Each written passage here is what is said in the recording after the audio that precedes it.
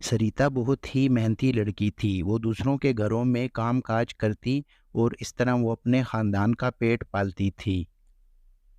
सरिता का पति मनोज था, जिसको फ़ालज का अटैक हुआ था और वो अब घर में ही रहता था। वो कोई काम-काज ना करता। इससे पहले वो खेती-बाड़ी करके अपने और अपने घरवालों का पेट पालता था, लेकिन अब वो कुछ ना करता। अरे सरिता, तुम आ गई घर। ये बताओ कैसा रहा आज का दिन तुम्हारा? अरे! मेरा दिन तो बहुत अच्छा गुज़रा। तुम सुनाओ तुम कैसे हो? तुम्हारा दिन कैसे गुज़रा है? कुछ खाया है या नहीं खाया? क्या करते रहे हो सारा दिन? अरे मेरा कुछ खाने को मन नहीं करता। सरिता मुझे माफ़ कर दो। जो काम मुझे करना चाहिए वो तुम कर रही हो। मुझे घर से बाहर जाकर काम करना चाहिए, जो कि तुम लोगों के घरों में काम कर रही हो। अरे! आप ऐसा क्यों सोचते हैं? आप बीमार हैं, आपको आराम करना चाहिए। आप आराम करेंगे और मैं काम करूँगी। मैं बहुत मेहनत से काम करूँगी और मैं जानती हूँ कि हमारे ऊपर ज़रूर करम होगा, हमारी ये गरीबी ख़त्म हो जाएगी और हम लोगों के भी अच्छे दिन जल्द आएँगे।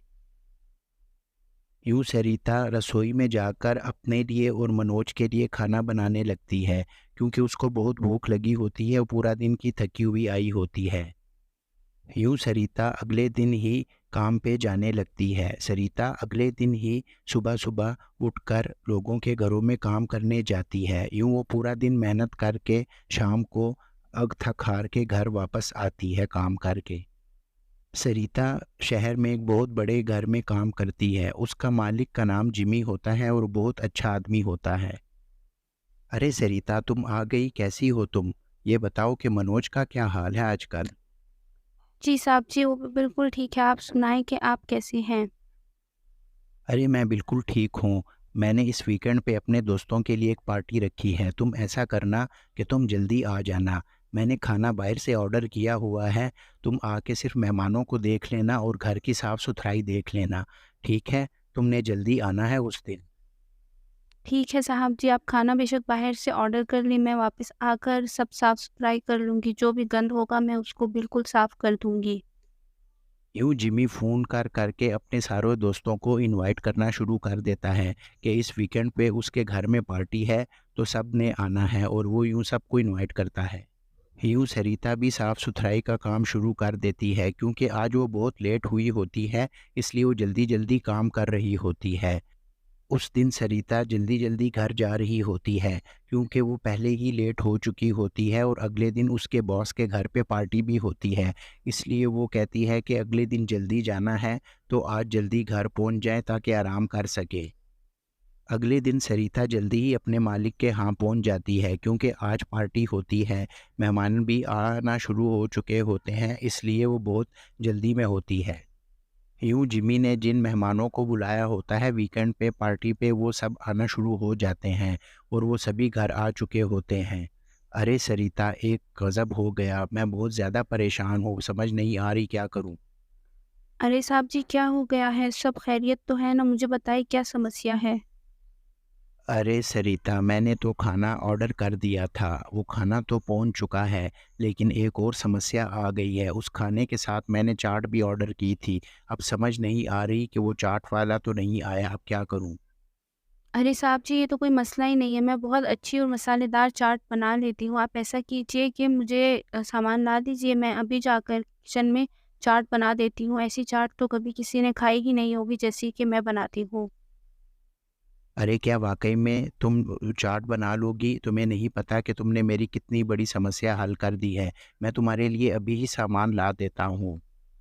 यूँ सरिता मेहनत के साथ चाट बनाना शुरू कर देती है किचन में, और वो बहुत ही स्वादिष्ट चाट बना रही होती है। यूँ खाना लग जाता है और सभी मेहमान खाना खाने शुरू हो जाते हैं। सभी मेहमान बहुत ही स्वाद लेकर खाना खा रहे होते हैं और ख़ास तौर पर सरिता की बनाई हुई चाट तो बहुत ही मज़े-मज़े लेकर खा रहे होते हैं, क्योंकि बहुत स्वादिष्ट होती है।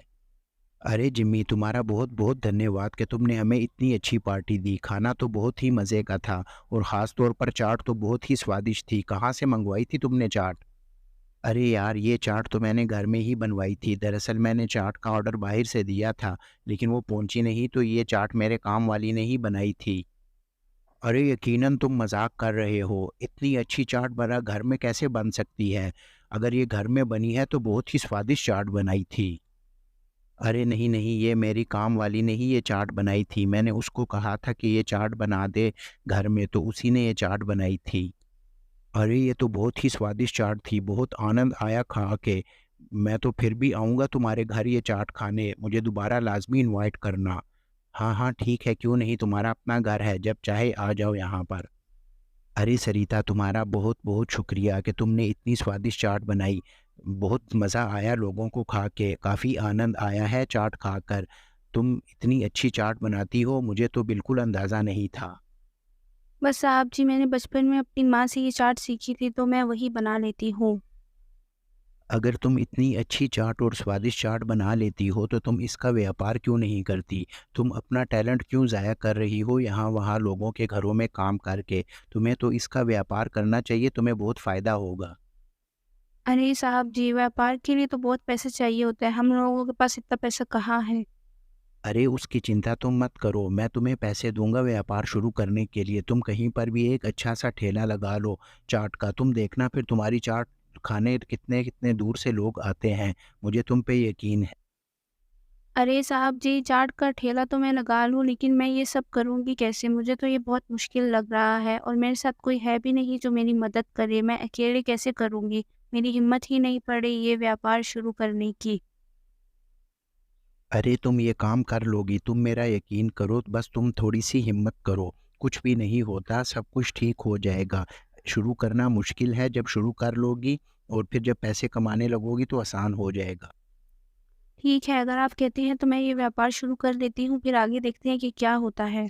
यूँ सरिता अब खुशी-खुशी घर जा रही होती है ताकि वो मनोज को बता सके कि कल से वो अपना व्यापार शुरू कर रही है, और वो खुशी-खुशी घर जाती है कि अब वो भी अमीर हो सकेगी और उसके पास भी काफ़ी धन जमा हो सकेगा व्यापार से। अरे मनोज साहब जी कहते हैं कि तुम बहुत अच्छी चाट बनाती हो, तुम अपना टैलेंट यहाँ-वहाँ ना ज़ाया करो, तुम चाट का व्यापार करो। तो इसीलिए मैं सोच रही हूँ कि मैं चाट का व्यापार शुरू कर लूँ। साहब जी ने कहा है कि बहुत दूर से लोग खाने आएँगे और हम लोगों को बहुत ज़्यादा फ़ायदा होगा। मगर सरिता तुम ये सब कैसे करोगी अकेले? तुमने कभी व्यापार किया नहीं है और हमने भी नहीं किया। ये ना हो कि व्यापार नाकाम हो जाए तो फिर हम क्या करेंगे? मुझे डर लग रहा है कि तुमसे ये अकेले हो पाएगा भी कि नहीं। अरे मनोज, मुझे ये व्यापार शुरू करने दो। ऐसे लोगों के घरों में काम करने से तो गरीबी नहीं जाती। अगर मैं ये व्यापार शुरू करूँगी और इसमें हमें कामयाबी मिल गई तो फिर हम लोग के गरीबी के दिन चले जाएँगे और हम लोग बहुत जल्द अमीर हो जाएँगे। फिर ऐसे हर चीज़ के लिए हम तरसेंगे नहीं। अरे हाँ, तुम भी ठीक कहती हो। कोई काम शुरू करने से पहले वो मुश्किल ही होता है, बाद भी आसान हो जाता है। क्या पता इसी तरह हमारे दिन फिर जाएँ और हमारे पास भी कुछ धन जमा हो जाए और हमारे भी अच्छे दिन शुरू हो जाएँ। अगले दिन सरिता सुबह-सुबह चलने शुरू हो जाती है अपने घर से उस जगह पर जहाँ पर उसने चाट का ठेला लगाना होता है। सरिता दिल ही दिल में बहुत खुश होती है कि आज पहला दिन है उसके व्यापार का, इसलिए वो बहुत खुश होती है। सरिता वहाँ पर पहुँचती है तो वो अपने चाट का ठेला लगा लेती है और वो दिल ही दिल में बहुत चिंतित होती है कि पता नहीं कोई उसकी चाट खाने आएगा भी कि नहीं, क्योंकि वो बहुत फ़िक्रमंद होती है। तभी वहाँ पर एक आदमी उसके पास चाट खाने आ जाता है। वो सरिता के ठेले को गौर से देख रहा होता है कि ये कौन-सी चाट सरिता ने लगाई होती है और सरिता भी उसको देख रही होती है। अरे बहन जी, आपने कौन-सी चाट लगाई हुई है? मैंने आपको पहले इस जगह पर देखा नहीं है। ये कौन-सी चाट है जो आपने लगाई है? मुझे भी ज़रा चखाइए। ये पापड़ी चाट है और बहुत स्वादिष्ट है। 1 प्लेट लगा दूँ क्या आपके लिए? हाँ, हाँ, मुझे भी 1 प्लेट दे दीजिए। दिखने में तो आपकी चाट बहुत मज़े की लग रही है। यूँ सरिता उस आदमी को एक चाट की प्लेट लगा देती है और वो आदमी उसको मज़े ले लेकर खा रहा होता है, क्योंकि सरिता ने बहुत ही स्वादिष्ट चाट बनाई हुई होती है। अरे क्या बात है बहन जी, आपकी चाट की तो बहुत ही स्वादिष्ट चाट बनाई हुई है आपने, पापड़ी चाट नाम है ना इसका। इस तरह कीजिए कि एक चाट की प्लेट मेरे लिए घर के लिए भी पैक कर दीजिए, क्योंकि मुझे घर ले जानी है। ठीक है, मैं आपके लिए 1 प्लेट चाट की घर के लिए भी पैक कर देती हूँ। थोड़ा-सा समय दे दीजिए। यूँ सरिता पर काफ़ी भीड़ जमा हो जाती है। बहुत दूर-दूर से लोग अब उसकी चाट खाने आते हैं, क्योंकि उसकी चाट के चर्चे अब काफ़ी दूर-दूर तक होते हैं और सभी उसकी चाट खाना चाहते हैं, इसलिए रश होती है। शाम तक सरिता की सारी चाट ही बिक चुकी होती है और वो खुशी-खुशी घर जा रही होती है कि आज तो सरिता के पास बहुत पैसे जमा हुए होते हैं। इतने पैसे कि वो पूरा महीना काम करती है, वो उसने एक दिन में ही जमा कर लिए होते हैं। अरे मनोज, बहुत आनंद आया। आज तो मेरी सारी चाट खत्म हो गई। लोगों ने बहुत ज़्यादा खरीदी। जितना मैं 1 महीने में कमाती थी वो आज मैंने पहले दिन ही कमा लिया। लोगों को मेरी चाट बहुत ज़्यादा पसंद आई है। आज मेरे ठेले पर बहुत ही ज़्यादा रश लगा था। बहुत ज़्यादा मज़ा आएगा अब। अरे! ये तो बहुत ज़्यादा खुशी की बात है कि तुमने पूरे महीने की कमाई सिर्फ़ 1 दिन में ही कर ली है। क्या कहने हैं, अब हमारे भी गरीबी के दिन चले जाएँगे और मेरा इलाज भी अच्छे से हो जाएगा। तो अगले दिन सरिता सुबह-सुबह ही चाट के ठेले पे पहुंचना शुरू कर देती है, क्योंकि उसको पता होता है कि भीड़ शुरू होने से पहले उसका जाना ज़रूरी है, क्योंकि अगर एक बार भीड़ शुरू हो गई तो फिर चाट का ठेला सजाने का मौका नहीं मिलेगा। अगले दिन भी सरिता पर काफ़ी भीड़ होती है और सरिता बहुत खुश होती है कि अब उसके पास काफ़ी धन जमा हो चुका है। हर कोई सरिता की पापड़ी चाट खाना चाहता है, क्योंकि वो बहुत ज़्यादा स्वादिष्ट होती है।